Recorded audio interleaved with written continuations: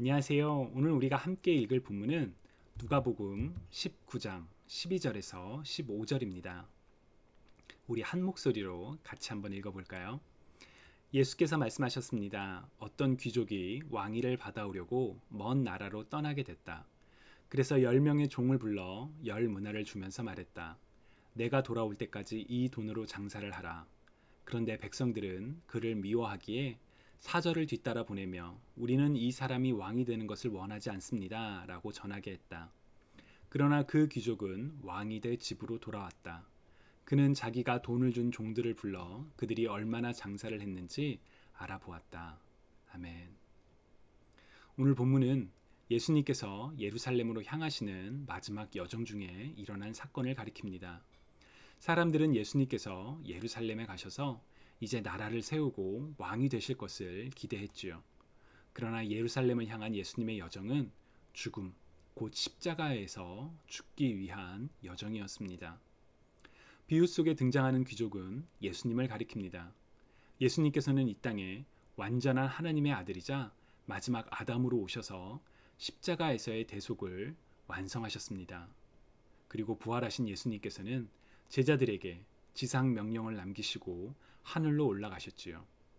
우리는 예수님으로 인해 이미 임한 하나님의 나라, 하나님의 주권 아래서 살고 있지만 다시 오실 예수님으로 인해 완전해질 하나님의 나라를 기다리며 살아가고 있습니다. 즉 비유 속에 등장하는 사명을 받은 종들은 우리들을 가리킨다고 볼 수가 있지요. 이어지는 비유를 읽어보시면 10명의 종 중 3명이 등장합니다. 한 명은 한 문화로 10배를 남겼고 다른 한 명은 5배를 남겨 칭찬을 받습니다. 그런데 나머지 한 명은 아무런 수고도 없이 맡긴 그대로를 보고했다가 질책을 듣게 됩니다. 그리고 성경은 나머지 7명이 어떤 삶을 살았는지 기록하고 있지 않습니다. 저는 우리가 바로 그 기록되지 않은 7명에 포함되어 있지 않을까라고 생각을 해봅니다. 하나님께서는 우리에게 생명을 주셨습니다. 육체의 생명을 주셨을 뿐만 아니라 죄로 인해 죽을 수밖에 없는 우리를 예수 그리스도의 생명으로 다시 살게 하는, 우리의 영이 살게 하는 그런 복을 주셨지요.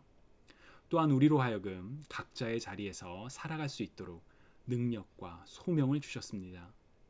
비록 세상의 사람들은 오늘 본문에서처럼 예수님의 왕되심을 인정하지 않지만 우리는 왕이신 예수님이 다시 오심을 기다리며 살아가고 있습니다.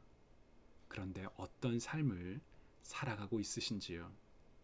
오늘 본문인 15절을 우리 다시 한번 읽어볼까요? 그러나 그 귀족은 왕이 돼 집으로 돌아왔다. 그는 자기가 돈을 준 종들을 불러 그들이 얼마나 장사를 했는지 알아보았다.